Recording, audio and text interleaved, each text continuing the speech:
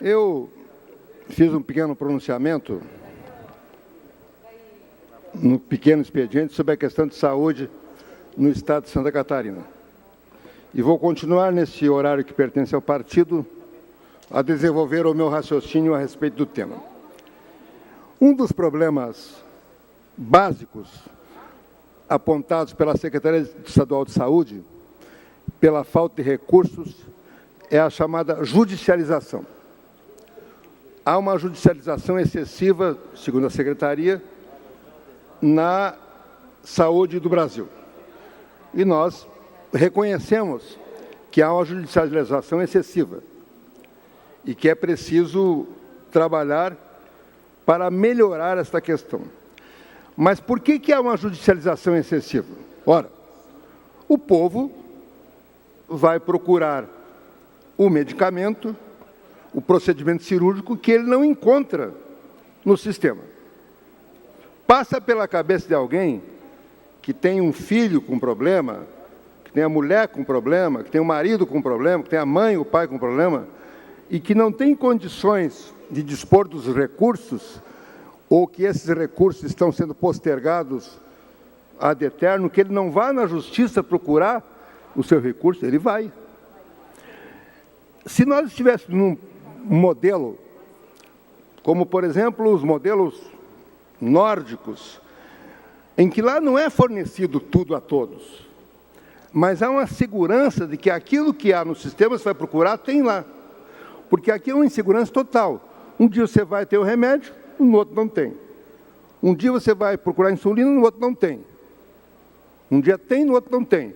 Um dia você vai procurar a cirurgia, está de greve. Outro dia você vai procurar... Então, não há segurança nenhuma do sistema. Então, há uma judicialização.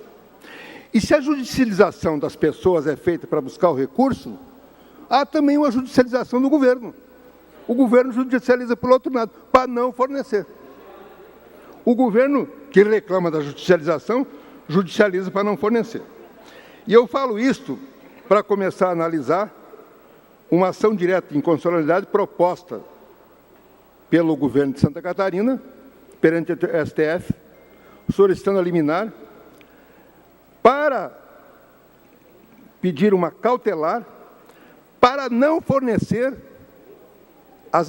os análogos de insulina, projeto de lei que determina o fornecimento aprovado por esta Casa, para que esse análogo seja fornecido aos diabetes tipo 1 e aos diabetes do tipo 2 em situações muito específicas.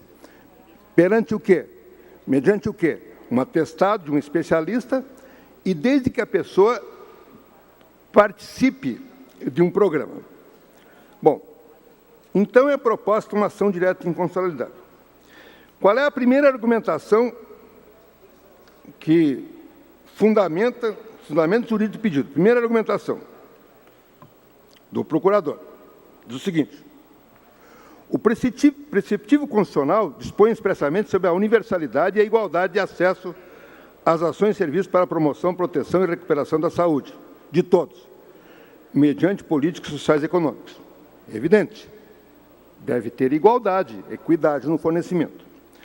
Com essa principiologia que estrutura o direito constitucional à saúde, não se coaduna a lei sob análise que, amigo de qualquer suporte científico, aqui ele diz que não tem suporte científico, vou discutir depois isso, e a larga da participação do Poder Executivo do Estado da sua elaboração, outorga apenas e exclusivamente aos portadores de diabetes tipo 1 e 2 do Estado de Santa Catarina o direito de obtenção de análogo de insulina. Mas, é claro, vai querer fornecer insulina para quem tem câncer de pulmão? Vai querer fornecer para quem tem câncer? Claro que é só para os diabéticos. Ele está dizendo assim, não podemos fornecer porque está restringido só para os diabéticos. É o que ele diz aqui. Volto a repetir, que parece ser absurdo, né? Não se coaduna a lei sob análise, que é amiga de qualquer suporte científico, vou falar depois, e a larga da participação do Poder Executivo do Estado de sua elaboração, outorga apenas e exclusivamente aos portadores de diabetes tipo 1 e 2 do Estado de Santa Catarina o direito à obtenção de análogo de insulina. Mas é claro que é só para os diabéticos, porque os diabéticos são os únicos que precisam desta insulina. E, fundamentalmente, diabetes tipo 1, crianças, ou diabetes tipo 2, insuficiência renal. Esta é a primeira argumentação. A segunda argumentação é, utilizando uma decisão do ministro Toffoli, fala que não se pode fornecer o medicamento quando não se tem recursos. É o que se chama em direito o princípio da reserva do possível. Eu não posso fornecer se não tem orçamento. Bom, não tem orçamento, evidentemente não pode fornecer. Primeira questão é que para fornecimento de remédios já há um orçamento. O orçamento não diz assim, é o remédio, orçamento para o remédio A, para o remédio B, para o remédio C. Já há um orçamento, e este orçamento, ele é genérico. Segundo, o chamado princípio da reserva do possível, ou também o princípio do chamado atendimento ao mínimo existencial, que existe em outras doutrinas, não é bem aceito pela doutrina brasileira. Não é bem aceito pela doutrina brasileira. A reserva do possível tem que ser contestado à luz da prioridade. Tudo bem, eu não posso fornecer o medicamento, porque eu não tenho dinheiro. Mas eu gasto, vamos pegar o governo federal, 7% do dinheiro federal para pagamento de juros da dívida, porque eu vou numa escalada de empréstimo e gasto esse recurso. Eu aplico esse meu recurso em várias outras áreas, não quero aqui discutir, porque o governo é que tem que ter prioridade, mas entendo de que a prioridade é preciso ser exercida. É para isso que um governo existe, ele tem que priorizar. Sempre ouço dizer que a saúde é a prioridade. Agora, prioridade não é uma coisa genérica, não é um adjetivo que se diz solto, ele tem que ser em relação a outra coisa. Prioritário é A sobre B, B sobre C, não há prioridade assim sobre nada. Então, quando eu tenho que despender para a saúde e ela é prioritária, eu tenho que dizer assim, eu vou aplicar em saúde e não vou aplicar numa determinada obra.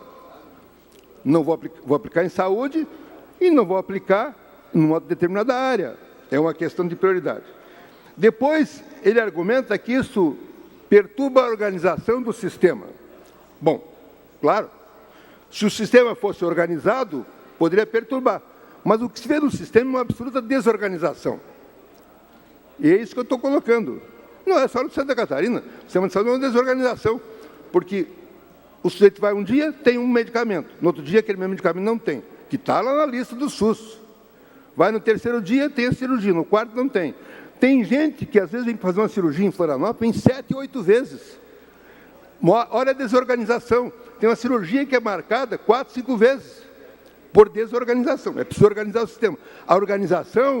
A desorganização não é a lei que vai fazer. A desorganização é porque falta de gerenciamento, alguma coisa está errada. Também, com a judicialização, os medicamentos são fornecidos, muitas vezes, a quem não precisa. Quando você organiza o sistema e diz, com a lei, vai ser fornecido a análise de insulina apenas ao diabetes tipo 1 e, excepcionalmente, aos tipo 2. Não a todos. Depois, se utiliza uma nota técnica da Secretaria de Saúde. Nesta nota técnica, grande parte das observações feitas na nota técnica embasam-se em uma nota da CONITEC. O que é a CONITEC? É a Comissão Nacional de Incorporação de Tecnologia no SUS. Essa comissão é que se diz que se uma tecnologia vai ser não incorporada.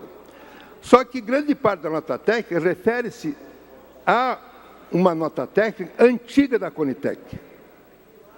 A CONITEC, inicialmente, disse que não se deveria fornecer análise de insulina porque não havia uma comprovação científica que fossem melhores do que as insulinas comuns, humanas. Bom, levou um torpedeamento da comunidade científica e teve que rever a situação. Então, em fevereiro de 2007, a CONITEC emitiu outra nota técnica, após uma audiência pública. em que reconhece já pelo menos 70% daquilo que nós temos no nosso projeto, que os análogos de insulina de ação rápida devem ser incorporados. Diz explicitamente numa portaria do dia 21 de fevereiro de 2017, que a Secretaria diz assim, fica incorporada a insulina análoga de ação rápida para o tratamento da diabetes mellitus tipo 1, mediante negociação de preço e conforme protocolo estabelecido pelo Ministério da Saúde. E aí, está aqui o relatório de recomendação. São 100 e poucas páginas. Então, grande parte daquilo já está. E já o Ministério da Saúde já ordenou, já determinou que isto seja incorporado ao SUS. Argumento também a Procuradoria a questão da iniciativa, da formalidade da iniciativa, que o Parlamento não pode propor. Esse é um velho debate. Evidentemente que esse é o argumento mais forte, que ele tenta caçar no Supremo Tribunal Federal a decisão dessa colenda, dessa Casa de Leis aqui. Esta é uma discussão que precisa ser tratada com cuidado. Há inúmeros projetos de iniciativa parlamentar aprovados no Congresso Nacional, já repeti aqui muitas vezes, que determinam, por exemplo, fornecimento de fitas para diabéticos. Fui, inclusive, o relator lá na Câmara dos Deputados. Aprovado pelo Congresso, sancionado pelo Presidente da República, em vigor. Fornecimento de próteses mamárias para mulheres que tiveram câncer. Mesma situação. O programa do SUS para atendimento de HIV é a mesma situação. Foi criado a partir de uma lei de iniciativa parlamentar. Então, entendo de que o projeto não é inconstitucional. Vou procurar, inclusive, dentro do possível, se assim conseguir esse direito, participar da decisão lá no Supremo Tribunal Federal. Espero que o ministro não dê a liminar e que discuta isso com mais profundidade. Há uma figura no Supremo Tribunal Federal chamada amicus curiae, que as pessoas podem ir lá debater essa questão. Há uma discussão, é uma decisão do Supremo, algumas decisões, dizendo que o amicus curiae pode ser aquele que propôs o projeto de lei, como eu aqui fui um dos propositores, eu, o deputado Dalmo e outros que aprovaram, pretendo lá fazer essa defesa.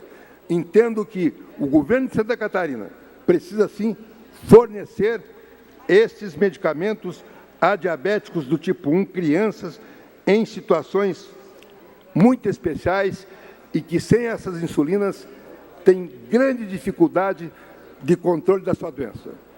Pergunte a qualquer endocrinologista desse país, daqueles que tratam com a doença, que não precisam ler nenhum livro, nenhum tratado, ter nenhuma lei para saber e reconhecer essa verdade.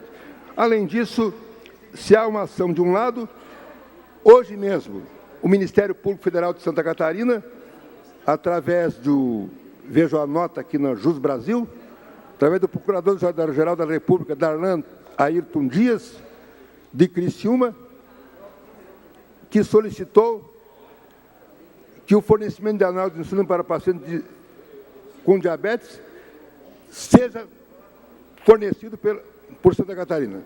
Ajuizou hoje uma ação civil pública. Ele já havia feito um inquérito, havia feito um acordo com Santa Catarina, não foi cumprido, e hoje ele ajuizou uma ação. Por isso é que nós esperamos que prepondere a sensibilidade, que prepondere